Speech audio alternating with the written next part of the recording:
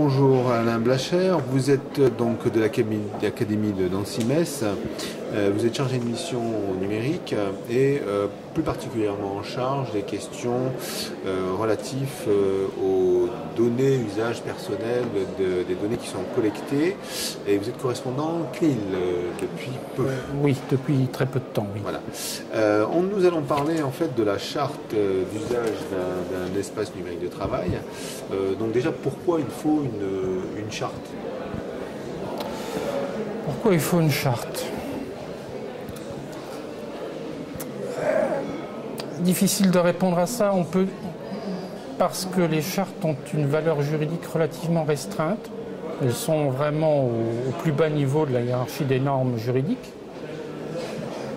Néanmoins,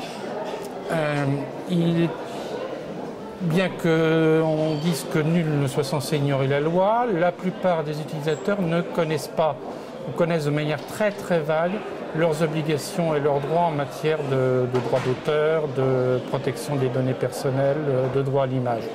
Donc la charte a une valeur pédagogique de sensibilisation aux problématiques juridiques de tous les utilisateurs, depuis l'inspecteur, le chef d'établissement jusqu'à l'élève.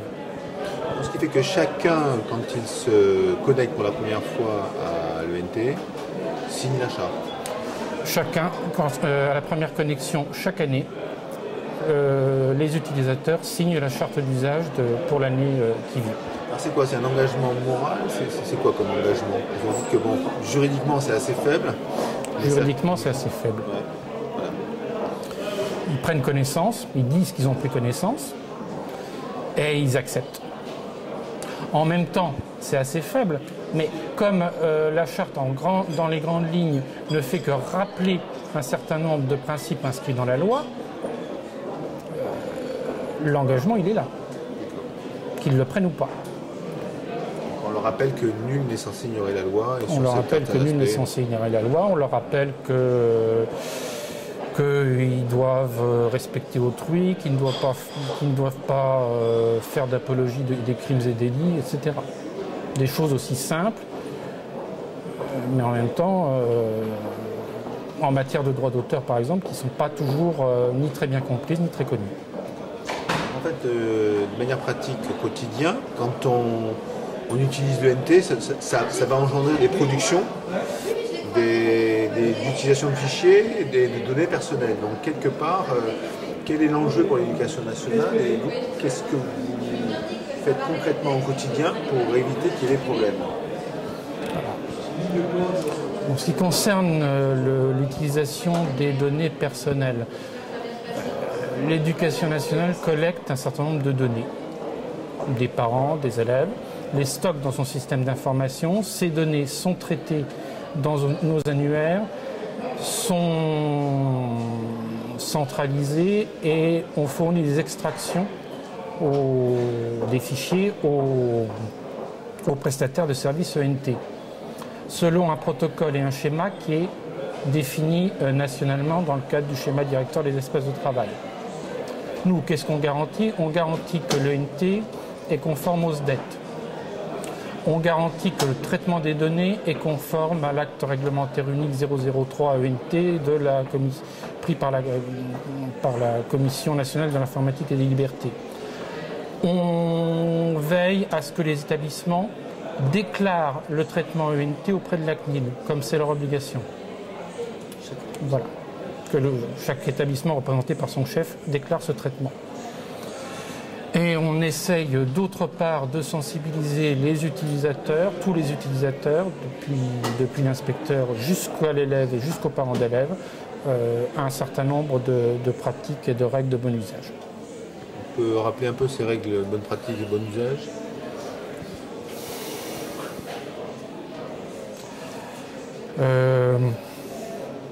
Éviter l'insulte, éviter la diffamation, bon, ça peut sembler élémentaire.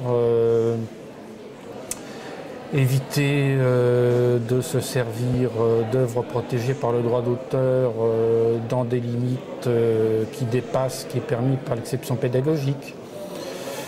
Ne pas utiliser des données personnelles d'élèves pour aller créer des comptes d'utilisateurs sur des outils tels que Google Docs ou des outils extérieurs, ce qui constituerait un détournement de données.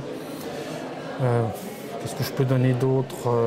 Ne pas se servir ni publier la photo d'un élève ou d'un professeur ou d'un personnel sans son autorisation, etc. etc. Oui, des choses au quotidien qui sont pas évidentes à gérer, parce qu'en fait on s'aperçoit quand même que peu de gens maîtrisent ces aspects du droit. Peu de gens maîtrisent ces aspects du droit. Le problème, c'est qu'avant, pour commettre un délit de presse, il fallait être directeur de journaux. Maintenant, il suffit d'avoir un blog pour pouvoir commettre un délit de presse. Internet, c'est le délit de presse, c'est l'infraction à la loi de 1881 mise à la portée du premier venu. Et ça pose un véritable problème. La donnée publiée sur un ENT, elle est dans le même cadre. Alors, la donnée publiée sur un ENT, elle n'est pas publique. Elle s'adresse à un groupe restreint, mais on peut pas malgré tout publier n'importe quoi sur un ENT.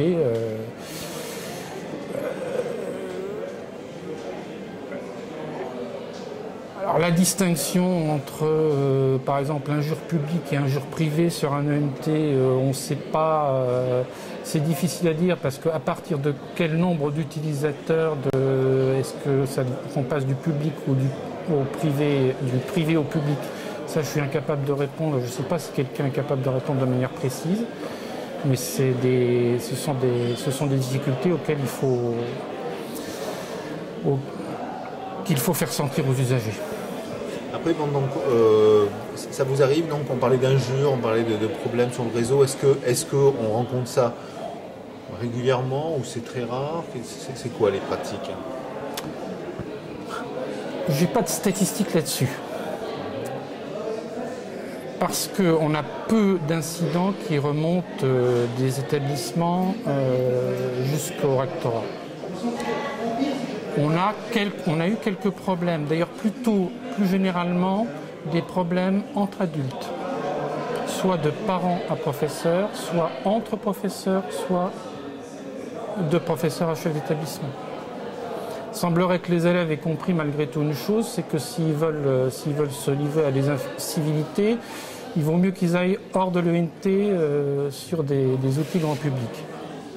Donc on a quelques problèmes d'insultes, d'ailleurs qui sont remontés jusqu'à nous et qu'on a utilisés parce qu'on ne s'y attendait pas, donc on les a pris en compte, on a fait évoluer la charte d'usage en fonction de ces problèmes-là.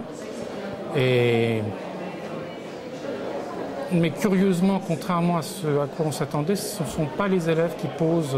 On n'a pas eu tant de problèmes que ça, et pas de la part des élèves.